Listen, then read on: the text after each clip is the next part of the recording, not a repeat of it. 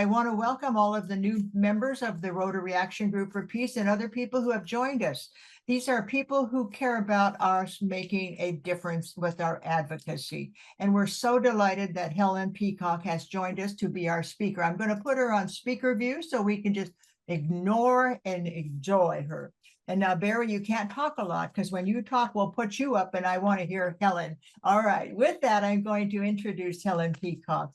Helen Peacock is a very good friend of mine. I don't know what I do without her because we work on ending the world's problems with war, and peace is possible. She's a Canadian peace activist and a speaker who has presented on the topic of world peace to over 50 groups from around the world: India, Russia, Australia, Sri Lanka, Canada, China, and the United States. She's the founder of Pivot to Peace, a local peace group in Collingwood, Ontario, a chapter coordinator for World Beyond War, and she is a Rotarian, a member of the Rotary Action Group for Peace, as I am. We have many people on today who are also members of the Rotary Action Group for Peace, and this is my little advertisement. Y'all, UNA people can join the Rotary Action Group for Peace for $20 a year, and we can work together, Barry. That's our goal. And with that, I want you to also know that Helen was also part of an international think tank called Mutually Assured Survival. And we have a beautiful website for that. And in September 22 and November 23, she served as a civil society observer at the United Nations. And prior to the full-time peace activism, she was a computer executive. Did you hear that? We might tell Joseph about her. And she has a BSc in math and physics and a BSc in computer sciences and a management consultant. She is a management consultant, specializing in leadership and team building for corporate groups. Over her career and since, she has traveled to 114 countries. Now, do you think she's qualified to talk about advocacy? Well, you're going to find out why. I have asked her to tell us about the Global Peace Index. And I don't know if you looked at the Global Peace Index lately, but we need a wake-up call. Just wait till you hear Helen, and then you'll understand why I said we need a wake-up call. What's that, Helen? Welcome. Thank you, Barbara. I love being introduced by Barbara. I never know quite exactly what she's going to say. So thank you. When I reflect back on my three very distinct careers, first working, I had a master's degree in computer science. It was the 70s. The red carpet was laid out for us. I mean, it was almost embarrassing, the options that were in front of me.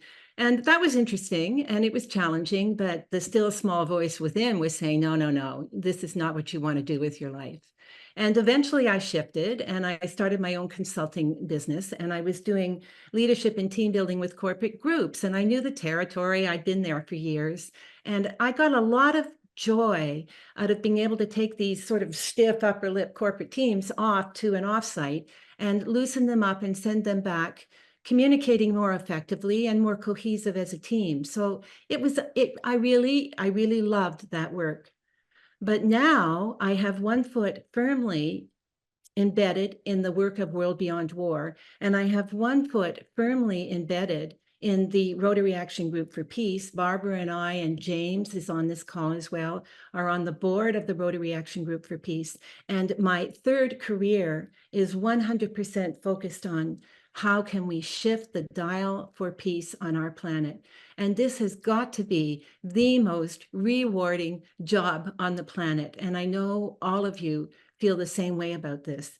And my focus has always been on what can we do that's concrete and measurable and deliverable so that we can feel that we're actually shifting the dial. I've heard too many comments from people about fluffy peace or mushy peace or, and we want to be able to shift the dial. And that's where the Global Peace Index comes in. I think it's a fabulous tool. We are discovering more and more. It's a fabulous tool for one, reaching people who aren't already in the peace movement. That's like 95% of North America. And two, helping us know where to focus our efforts for maximum impact. It can give us some real guidance on what we can do. And let me tell you just a little story about this, and then I'll screen share. My cousin was the founder, is the founder of the Center for the Study of Living Standards in Canada. It's an economic think tank. He has a PhD in economics. He works out of Ottawa, and he is relied on by a number of our federal government departments for policy input and so on. So he's well connected to the levers, the political levers in Canada and the levers of power. And he told me that he didn't think that the work that the various peace organizations were doing in Canada was going to have an impact, because it was basically not on the radar screen of the people who were making the decisions that matter. And I almost had the feeling when we were talking about this that he saw those of us involved in the peace movement as kind of, fluffy people standing around the fireplace and singing Kumbaya or variations on that. And so I asked him to go look at the website for the Institute of Economics and Peace. And I said, just take 5 minutes and have a look. And he did. And he came back a completely different person. He was really energized. This website spoke to him. Now, of course, it's an economic think tank. He's an economic think tank. They were going to fall in love. But this website spoke to him because it was concrete and it was measurable, and he could look at it and it was the facts, please give me the facts. And he could trust what conclusions were being drawn because he could see that the analysis and the data was behind them. And he changed after that. And he's a wonderful ally for me now in the work that I'm doing. And so I say, this can be a tool for reaching people that we might not otherwise be able to reach. And he's a wonderful example. Now, let me take a second and, oh, you have to let me screen share here, Barbara. No problem. Please promote me to Poster. Let's see, where are you? Oh. Still not there. I don't know. I don't see you yet, but I will. Do you see her? Barbara, you may have to remove me first, Oh, really? All right. from what I see. Okay. Or possibly, yeah, or This is the brand new, awful, updated Zoom. And so let me remove. I don't even see you to remove you. I think, Oh, Helen, if I you got want to you. try it now, Got it you. should allow you to share. Okay. Beautiful. If you want to I mean- double check. I mean, thank you, whoever that was. It was probably Crystal. She's pretty darn sharp. So can everybody see this? Yes. We're on the same page. And oh, sorry, I Yes. didn't want to do that. And everybody can still hear me? Yes, ma'am. Okay. Now, a lot of these slides I've borrowed from the website of the Institute of Economics and Peace, and some of them I borrowed from James Stewart, who I notice is here in our group. So thank you again, James. We see the information that the Global Peace Index is giving us as a wake-up call, huge wake-up call for a number of reasons. But I wanted to tell you ask you one more brief question. I was giving a presentation a few weeks ago, different topic. And in the Q&A afterwards, I got the question, well, you haven't mentioned deterrence. Where do you stand on deterrence? And I realized he was asking me this, like, we need a strong military as a deterrence against war. And I find, and maybe you do too in our peace work, that even people who are working for peace, even people I talk to at the United Nations, still believe that there's a place for war and a place for having a strong military. And so I don't know how you would answer this question. What about deterrence? I mean, maybe you would engage on the, talk about human security or common security, or maybe you might say, how did the military help us with the coronavirus? There's different ways to answer it, but they don't always settle the question. And I want to come back to this later on in the presentation. So this is the website for the Institute of Economics and Peace, and they are experts in peace. They're independent, not-for-profit, scrupulously apolitical, and they are identifying the key drivers of peace and the economic benefits of peace, or to flip it over, the costs of violence. Now, many of you are probably already familiar. I meant to check before I started the presentation, so I'm not going to spend a lot of time going into the Institute, but they don't just publish the Global Peace Index. That was published, that is their sort of flagship publication. It was first published in 2007, I think, and it's been published every year ever since. But they also get involved, as you probably are already aware, in many other areas as well. And just to give a sense of their reach, it's enormous. It's enormous. Thousands of university courses around the world are referencing the Institute of Economics and Peace. Their research is used exclusively by like the World Bank and the United Nations. And what I love about this organization is that every single one of their publications can be downloaded for free if you're interested. And in just the last year, 500,000 were downloaded. So it gives you a sense of its reach. Now we're focusing on the Global Peace Index for this presentation. And the Global Peace Index, as I said, is measuring the level of peacefulness on the planet in 163 independent states, covering 99.7% of the world's population. And it's measuring peacefulness using data and economic indicators in 3 areas: the area of society, safety, and security, the area of ongoing domestic and internal conflict, and the degree of militarization in the country.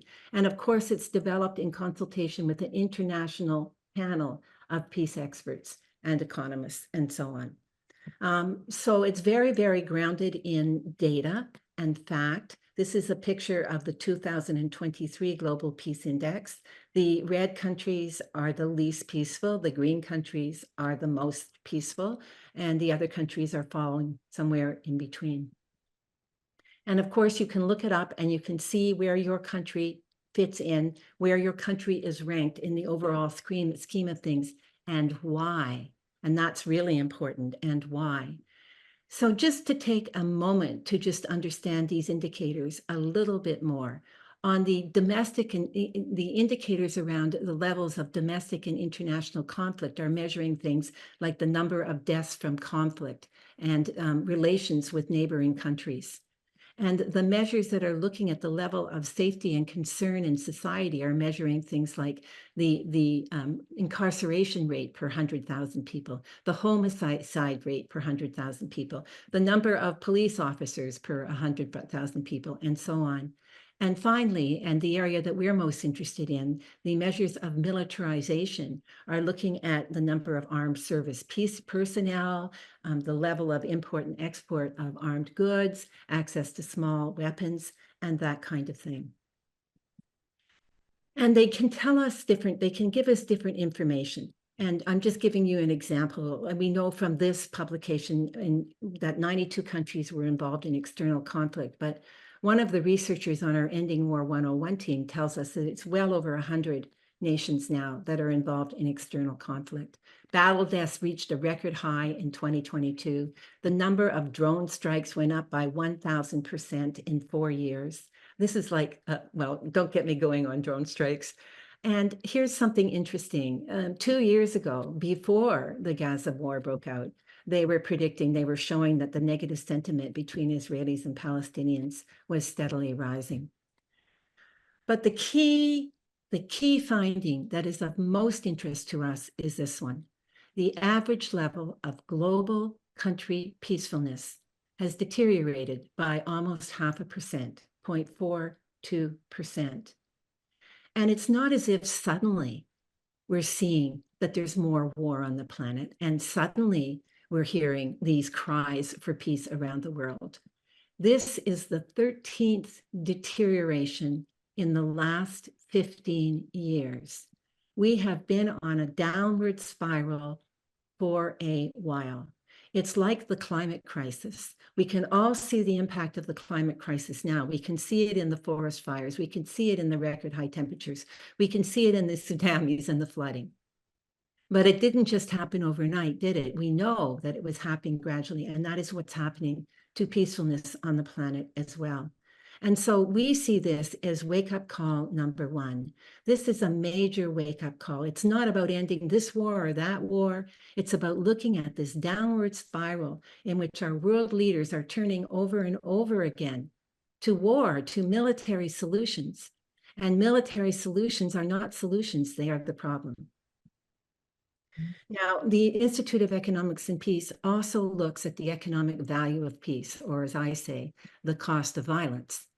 And this is the chart that they create. They have some beautiful graphs and charts, if you're so inclined, that breaks down the economic impact of violence. And you can see that the vast majority of it, almost 75%, comes from military expenditures and internal security, police, incarceration, jails, and so on. Now, we're really interested in the military expenditures. We want to stop war as a means of resolving conflict. So if we just look at the military expenditures for 2022, this is what the Institute of Economics and Peace tells us. Oh my God, $7.6 trillion. Now, that is 12 zeros. That is too big a number to put into your calculator. And it's so big that the human mind can't really compute it, can it? I mean, we look at it and we say, $7.6 trillion, but it doesn't mean anything. It doesn't get us in the gut, not really. But what about this? What if I tell you this? In 1 year, it went from the astronomical sum of 7.6 to $8.5 trillion. Now, I remember when I first looked at the Global Peace Index many years ago, we were lamenting that it was $1 trillion a year that was going into war. And now it's $1 trillion more in 1 year. This is the annual cost. This is what is happening on our world, on our planet today. And to make this even more shocking, according to the Institute of Economics and Peace and the United Nations, this is the amount of money that's going directly into peace building and peacekeeping efforts. And you may think 34 billion is a lot of money, but not when you look at the other side of the scales. And it could be more than that. It could be twice that. It could be 3 times that, but it's just so outnumbered by the other side of the scales. So just to put this in different terms, our world is now spending, it's costing our world $8.5 trillion a year, and we're investing less than 0.5% of that in peacekeeping and peace building. So what does that say about our priorities on this planet? And what does that say about where we're headed without some really significant and impactful interruption? I like to put it on these scales.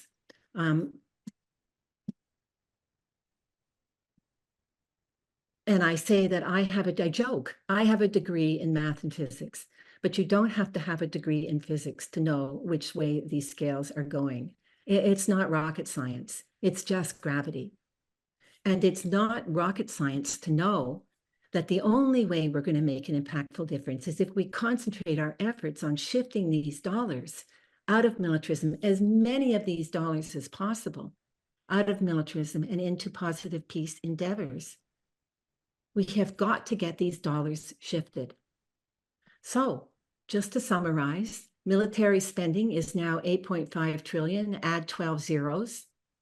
And the peacekeeping amount of investment is less than 0.5% of that. And we call this wake-up call number 2. A huge wake-up call. While we're looking the other way, look what is happening. Now, Einstein said we can't solve a problem we don't recognize. And I'm including this slide for a reason. You can see that it was borrowed from another presentation, because I talked to a number of colleagues who are Rotary Peace activators, and they've been trained by the Institute of Economics and Peace on both the Global Peace Index and the Positive Peace Index. And in return, they have committed to go around and for 2 years and speak to Rotary clubs and explain the work of the Institute of Economics and Peace. And so this man, my friendly Rotarian, was saying to me that they discovered they were American and they were speaking to American Rotary clubs. And he said they realized pretty quickly that their audience did not want to know where they showed up on the Global Peace Index. It wasn't comfortable for them. They didn't want to know. And I said, so what did you do? Because what did you do? And he said, well, we stopped talking about the Global Peace Index. And I was really shocked because Einstein did not say, so don't tell me because I don't want to know. He did not say that. Now, I don't know how to approach. I'm Canadian, and you will know better than I how to approach the average American citizen, but to not tell them doesn't seem to be the solution to me. And I know it's okay for me to tell you. And so I would like to take a moment and just point out that the United States of America is country number 131.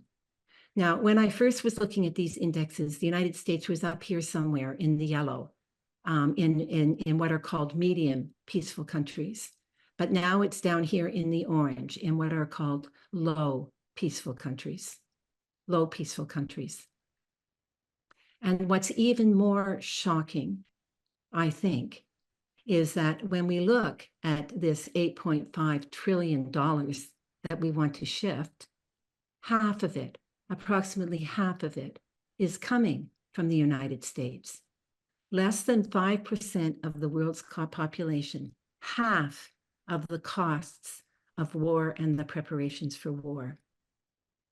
And this is just mind-boggling. So we call this wake-up call number 3. But I also call it huge, huge opportunity. I mean, I can work away here in Canada, and I will. And I can do what I can to shift the Canadian government, and I will. But the impact of similar efforts by you in the States, think of the impact that you could have for the entire planet. It's a huge opportunity when we look it in the eye and face what is happening. Einstein also said, no problem can be solved from the same level of consciousness that we created it. And that makes sense, right? It's the level of human consciousness that got us here in the first place. So we're going to have to kind of raise our understanding of what's possible. And that's where this course comes in. And I know we've spoken to this group about this course before. It's basically an exercise in consciousness raising. And for some of you, you would look at this course and maybe take an hour to read and refresh yourself. And others might get engaged in one or other of the modules. They ask questions. Do you think war can be ended? Where do you stand on the policy of deterrence? And do you understand the extent to which war is impacting our environment, that it is the number one cause of the climate crisis, a number one cause, and many people haven't made that link. So we see this as a very powerful opportunity to refresh and renew and get a full understanding of what's happening. And of course, the Global Peace Index is part of this course. So what are we asking you to do? And remember, I'm interested in the concrete, measurable, doable things that can actually shift the dial. So number 1, we would like you to take 10 minutes, just 10 minutes, to review the Institute of Economics and Peace website and to look at the 2024 Global Peace Index. And you can take longer if you want to, but just take a look for 10 minutes, like my cousin Andy did. And we're saying that you can do this on your own, but it's even more powerful if you can do it in a group. If you could get together and do it and then discuss. We have become ardent students of Sam Daly Harris, who wrote Reclaiming Our Democracy. And he says the number one thing we need is community. And if we do it as a group, it is so much more powerful. So if you can do it in a group, so much the better. And then we're asking you to take 10 minutes, just 10 minutes, to review the Ending War 101 course. And again, you may get engaged with one module or another. You may choose to stay longer, and you may not. But just take 10 minutes to review it and what it has to say and discuss. And then we're asking you to take a whole hour to talk about where you could focus for the greatest maximum impact, where you could focus your transformational advocacy. And I've borrowed the term transformational advocacy from Sam Daly Harris, but I've also had the incredible pleasure of going to the UNA USA Advocacy Hub and being blown away by what's there, the tools and the ideas and the training that is available there is incredible. And I know you have a formal advocate from every chapter, but I'm encouraging everyone to become an advocate and everyone to get involved in getting these dollars shifted and what we need to do to get these dollars shifted. Sam Daly Harris actually gave us in Ending War 101 a coaching session. And he said something that I thought was very interesting. He said, most of us see advocacy, direct advocacy with government officials is too frustrating or complicated or partisan or unpleasant. But what if that's wrong? What if deep engagement dissolves discouragement? What if it can actually bring joy? What if you can become an advocate for peace and feel fulfilled, not frustrated? And what if engaging as a transformational advocate is absolutely 100% essential to protecting our world? So everything you need to know is on this page. Please take a screenshot of this page to get you to Economics and Peace, to get you to the Ending War 101 course and further. And let's come back to my question from the beginning. What about deterrence? And again, I could have answered in many different ways. I've been involved in many different debates around this question. We asked this question at the beginning of the Ending War 101 course. On a scale of 1 to 10, how strongly do you feel we need a military as deterrence? And you would be amazed how many people vote very close to 10 that we need it. And what I said to him, and this just came out of my mouth in the moment. What I said to him is, are you familiar with Einstein's definition of insanity? And I'm sure most of you are. Einstein said, insanity is doing what you've always done and expecting the outcome to be different. Doing the same things you've always done and expecting the outcome to be different. And I said, if the Global Peace Index is telling us that peacefulness on the planet has deteriorated in 13 of the last 15 years and is now deteriorating at an accelerated rate, isn't that an indication we should do something different? And that answered the question. We didn't get into a big, long debate. That answered the question. And so I end with my picture of the Global Peace Index, and many thanks to you for giving me this opportunity to speak with you. And I'm going to stop. I don't think I have any more slides. No, I don't have any more slides. I'll stop screen sharing and come back to the group. Okay, we're going to view gallery. There we go. All I can say is thank you, Helen, for the research that you brought to us today. You know, it does make sense that we are declining with the money that we're spending on the military, because as you said, Einstein said, it's a little bit like insanity if you do the same thing over and over again and expect a different result.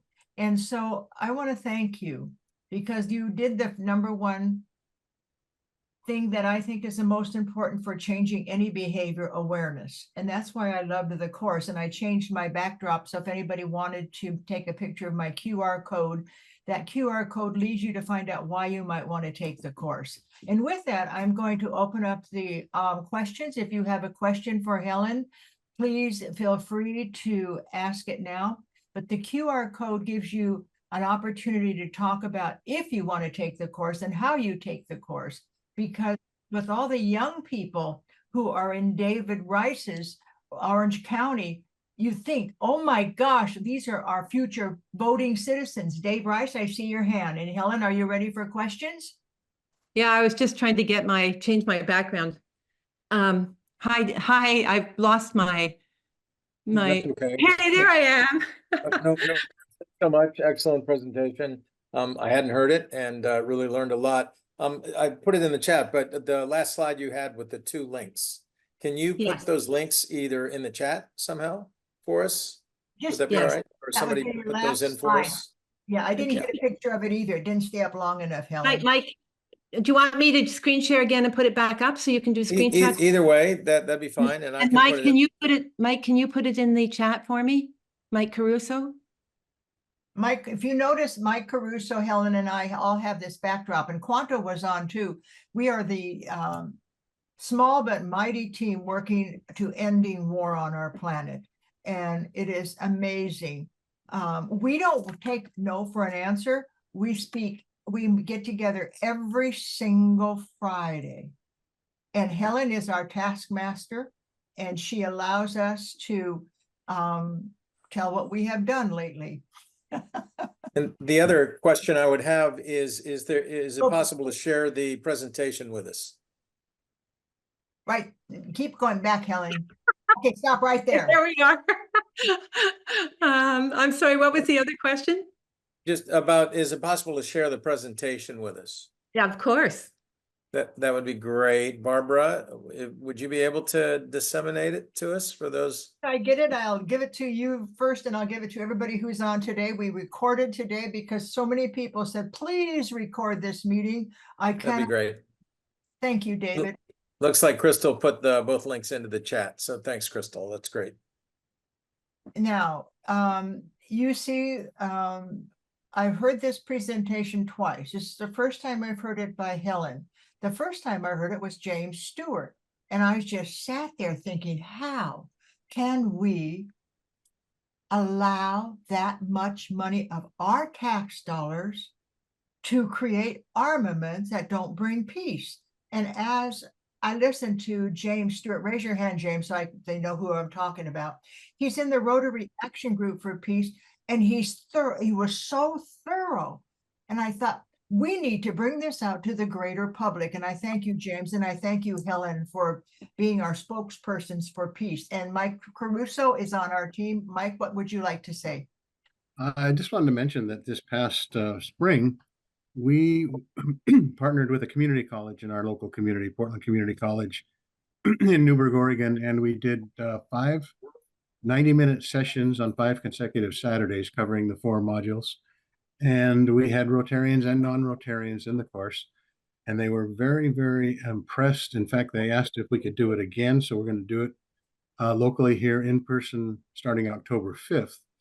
And I know Barbara is working on the community college in Santa Barbara to get that, and hopefully several other community colleges across the country. It really adds a whole new dimension to it when you do it in person. And he's talking about the Ending War 101, Making Peace Possible course.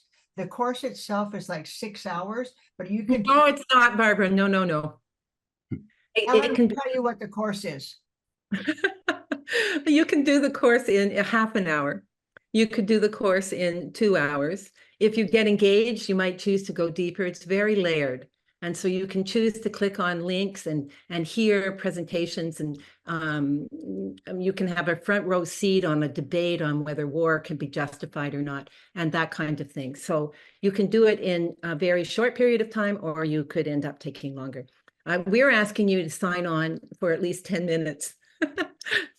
Well, the reason I said 6 hours is because I was new to the course and I took it on a Sunday, and I started to watch these videos. I couldn't stop watching the videos. I couldn't stop watching Martin Luther King saying, I can't be silent when war is going on. And then I watched more videos. And so I spent 6 hours, but that's me, because I wanted to know everything there is possibly that anybody else ever said about war. So that was the way I did it. But Helen's right. I've had friends who went on and they took it for about 1 hour. And then they went back and took it again for another hour. So, you know, it's contagious, and everything is moduled, so you don't have to take it in a sequence. Thank you. Yeah, Helen. it's there and it's available all the time now. Yes, David. First, I want to thank you for a wonderful presentation. I wanted to share that I took a course a couple of years ago on interfaith conflict resolution from the U.S. Institute for Peace.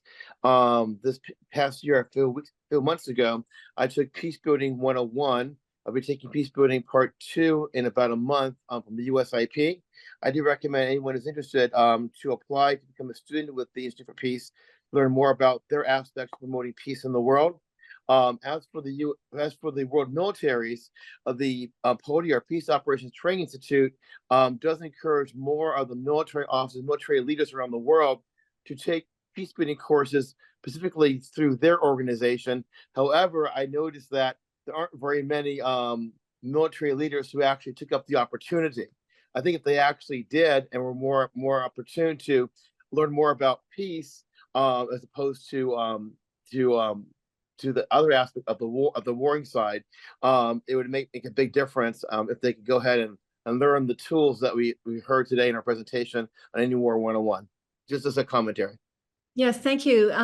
What we have realized is that the Rotary Peace Centers, for example, we have numerous Rotary Peace Centers around the world, and they are teaching conflict resolution skills and mediation skills and, nonviolent communication skills, very, very, very important skills for building peaceful communities. But they aren't teaching what's happening with the war machine, and they aren't making people aware that while we turn the other way, the war machine is getting bigger and bigger and bigger. And we had a couple of people who took the first offering of this course who'd spent their entire careers in the diplomatic corps in the US, stationed all around the world, various capacities, and they had no idea. They had no idea. And so this is where we feel that there's a missing link.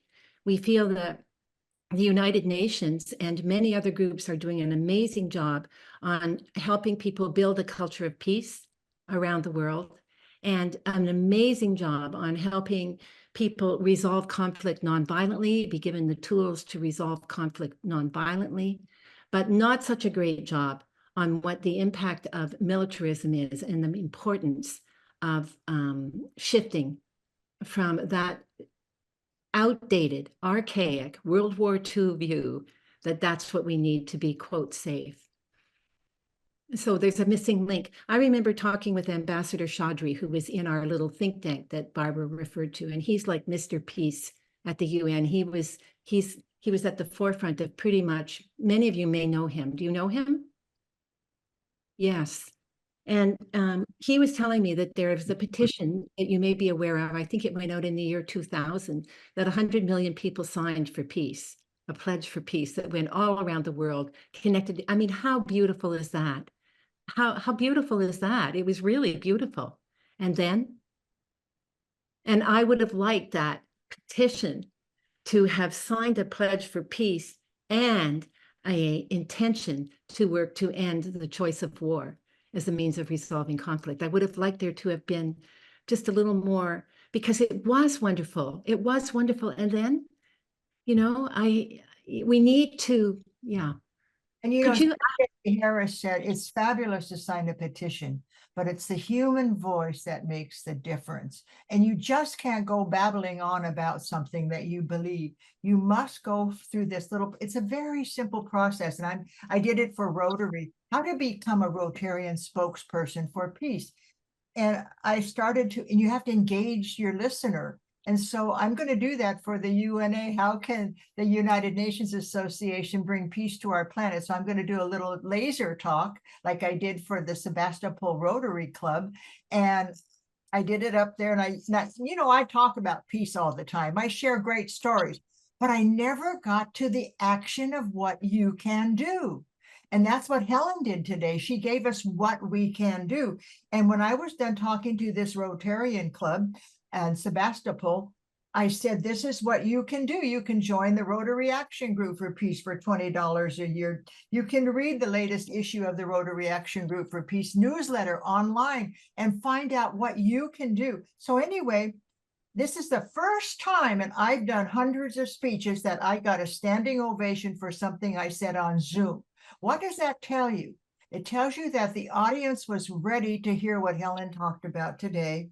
And we didn't do it in a way that's threatening. I did this advocacy in a way that showed the solutions as a statement of the problem. And then we went from there. I'm looking at John Boehner. I would like to ask you a question. May I? Sure. Everybody? I'm remembering 20 years ago, I speak French. And 20 years ago, I was in Montreal and with my brother and his partner and her 12-year-old. And I love to swear in French. I'm fantastic at swearing in French. And I just launched into a million swear words, and my sister-in-law was horrified in front of her 12-year-old daughter. But those words didn't mean anything to me because I'm English speaking It was just kind of showing off. And here I am with these words. And I say this story because I'm Canadian, and I believe everyone else on this audience is American. And so it's easy for me to point out the impact that the US is having on peacefulness on the planet. I'm kind of outside it, aren't I? I'm in Canada. And I wanted to ask you whether I should keep doing that, or whether I should stop like my friends did. They just stopped talking about the Global Peace Index, period. Or what is and I've talked with James about this a little bit too. Is there a good way to reach the average American citizen on this topic? Like, what do you suggest? How did you feel when I shared that information? Well, How it's did you feel? first, it's a little shocking to find out we're so low in that global peace index. And then secondly, because I know public relations and I know how to change a person's mind, they have to be aware of the situation. They have to be aware of the issues, aware of the problem. And then that's why the laser talk that Sam Daly Harris, in fact, I'll share with you, Sam Daly Harris and I could share chapter 21. And chapter 21 is how you become a transformational advocate. Now we have, as Helen said, the best advocacy ever on our UNA USA web page. I went there today and I signed up to say fund the United Nations in 2025. So you go to UNA advocacy and look at it. Mel has been saying that for years. We have a program for advocacy, and we can't just wait for one person to do it. We all have to do it. Now I see your hand, Jenny.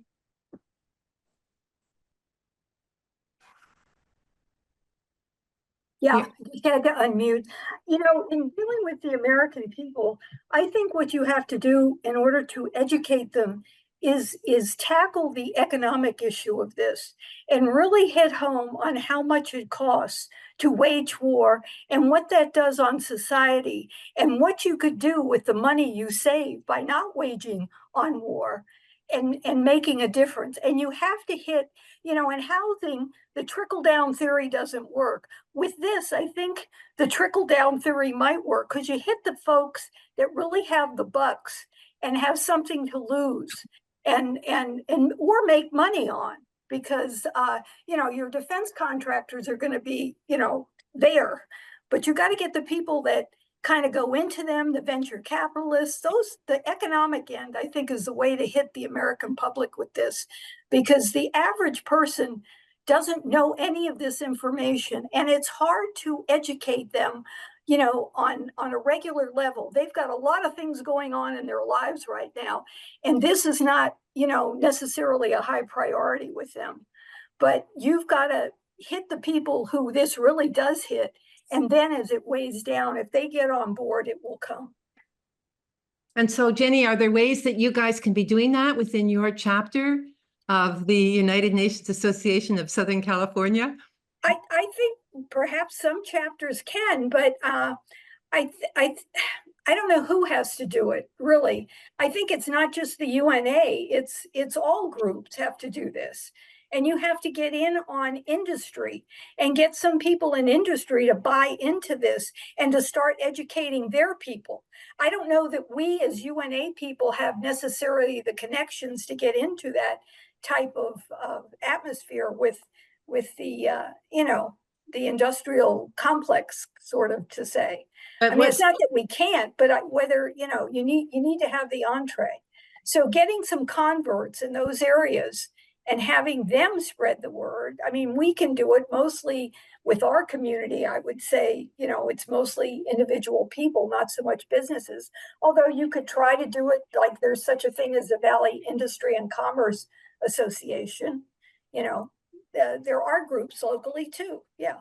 But what about advocating directly with your senator or your House of Representatives? You know, the Senate, our two senators, we're going to have a new one. You know, possibly Adam Schiff, and then we have Padilla. I mean, I think they'd be kind of pretty much on board with something like this. I mean, most of the advocacy things that the UN, asks us to do, I can tell you how they're going to respond before I do it. They're basically, in accord with what we're doing.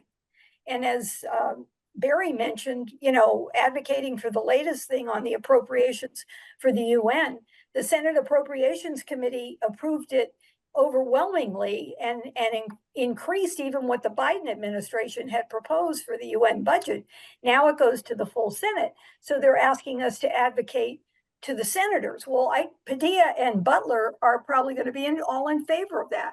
And I must say, Padilla's office, I'm very impressed. His response time, when you send an email to him, you get something back within a day saying, I've got it. We're going to do something. You'll hear from us. And you do. Butler, I haven't had anything back from her yet, but, I do send those along. But yeah, I mean, California is a little bit different, situation than the rest of the country. And Canada is looking ever better as an immigration status, depending on what happens in the election, I can tell you. Yeah, a lot of my friends in Rotary have a backup plan of coming to Canada.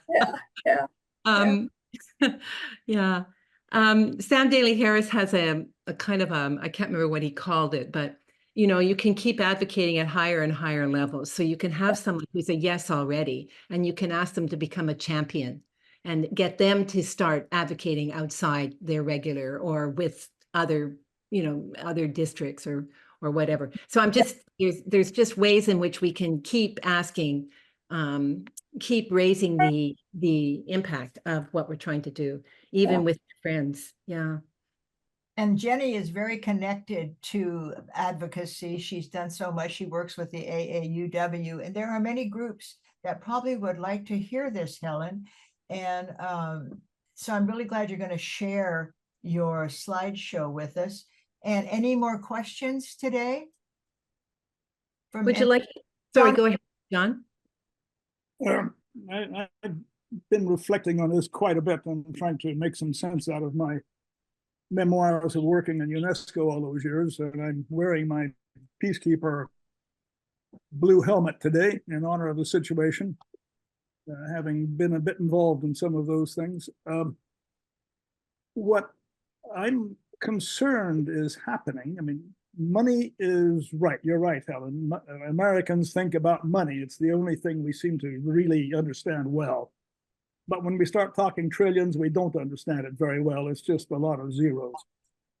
What the Europeans certainly understood well was that somewhere in World War II, there were close to, I don't know what it was, 60 million people who had died, and all of these cities destroyed. And my gut feeling is that 2 world wars and a lot of death caused people to think that, well, maybe peace really is a better idea. So is there any way, that we can humanize the problem? Because people die in these conflicts, and they die in massive numbers. It's not just the buildings destroyed in Gaza, it's the people who've been killed, the lives that have been destroyed. So it needs more than money in order to wake up the American public. That would be my suggestion to you. Yeah, there's I've read a lot about how the opposition to the Vietnam War was partially based on the body bags coming home, and people could really see the television coverage, and they could really see what they were sending their boys into. And we don't see that now. We've got drones out there randomly killing people. We don't see the impact in the same way as we did back then. And I hear you, that's true. I think of that, really, the picture of the little baby dead on the beach. You know the one I mean? Yeah. 100 million people have been displaced by war and violence. 100 million stories of fear and terror and unimaginable sorrow. So 100 million. And we carry on here in North America pretty much unscathed by it. So yeah, you're right. We have to humanize it. I just would like to see all of us who are aware become what Sam Daly Harris calls transformational advocates, and all of us speak to our elected representatives and advocate for bills. And I mean, I don't know the language in the United States very well, but just become passionate advocates to interrupt what's happening. Because look how it's accelerating. It's not just continuing, it's accelerating. And our world leaders are like, so it was Abraham Maslow who said, when all you have is a hammer, everything starts to look like a nail. And our world leaders are just, it's just like more and more, the solution is more militarism, and it's not. So that humanizing is really important. Recently, because I've been working on Ending War 101, and I'm so steeped in the data that we have provided, that I said to a woman at my gym, I said, oh, guess what I'm working on? And she said, what are you working on? I said, I'm working on Ending War 101. She went ballistic. I hate war. Why is this world still at war? Why haven't we got peace? I couldn't get her to calm down. She went crazy on me. So then the next time I talked to somebody I didn't know, I said, do you know that the world is crying out for peace? And she said, yeah, that's what I want. I want peace. She was calm. Then I could tell her what I was doing, but I couldn't say the word war, that I was working on ending war, because she in her DNA did not believe war could ever be ended. So I didn't get a good conversation with her, but the next woman I did, because I said, the world is crying out for peace. And maybe that's a way we begin, Helen. We start with what the world really wants. And I liked what John said about making it a human call. And I read the Reader's Digest all the time. And the Reader's Digest says, and they brought his bones home. I want his bones home. I want him home. I want our children to be families again. I don't want to have children watching their parents in the war, you know, so, but that's me. And I've been like that since my grandfather immigrated from Hungary to avoid World War I. I wouldn't be here if my grandfather wouldn't have said, I'm not going to be in a war. And he immigrated, left at 15, Hungary, because the coffin maker was piling up the coffins. And my grandfather said, why are you making all those coffins? And he told my grandfather, John Mescue, because we're going to need them. The war is coming. And my grandfather said, I don't believe in war. I believe in peace. So we immigrated to Ellis Island from Hungary with $5 in his pocket. And eventually I got to live with him because my mother was Rosie the Riveter. And so I had to be babysat by my grandmother. And I remember when I turned 3, my grandfather looking at me and saying, someday, Barbara, you're going to be a peacemaker. And I said, Grandpa, I'm only 3. You'll be a peacemaker someday. And would you believe, here I am, a peacemaker for 80 years. I've been a peacemaker now. And so I look at you and I think all of us are peacemakers. I look at Sylvia Whitlock. You stand up for what you believe in. Women wouldn't be in Rotary without Sylvia Whitlock. We have to stand up for what we believe in. Sylvia, did you want to say something? But you're okay. And so when I look around and I realize people like my late husband, Robert Mueller, always worked for peace at the UN. John knew that. And he never gave up. And people would say, how can you be so optimistic? And he would say, because I know what I want. I'm always dreaming of a world at peace. And so that kept him from being depressed because he was always dreaming of the world he wanted. And Helen, I want to thank you for dreaming of a world that we want, with a warless world. And I really thank you for today. On behalf Can I make a comment, Barbara? with that. It's Estera. Oh, please, Estera. Yeah. So thank you for your presentation, Helen. I think it's so riveting to understand the numbers and the economics behind the way that we approach war. I think is, it's definitely an opener. And I really agree with John that we really have to humanize the impact of war. And then there's so many deep impacts. And I think we hardly ever talk about the collective trauma. There's the people that die from war. There's the victims of the war zones that are impacted. And then there's the military and the people that are fighting in the war from the prospective countries that are also impacted. And especially in this country, we do our veterans such a disservice when it comes to coming back and helping them manage the trauma of what they face. Because ultimately the way that we're built and the way that our brain handles conflict, right? And the way that our brain categorizes it, right? Whenever something traumatic happens, our brain is like a filing cabinet. It gets stored to the wrong cabinet. Unless we do the work to bring that information to the right cabinet, there's tons of damage that happens and it impacts every part of our life. And we see that with our veterans who come back. We see that that's a huge impact of war. And the other impact of war is collective trauma. It's the fear that is instilled in someone and how they start to live in their crisis state of their mind and how it ruins their entire life.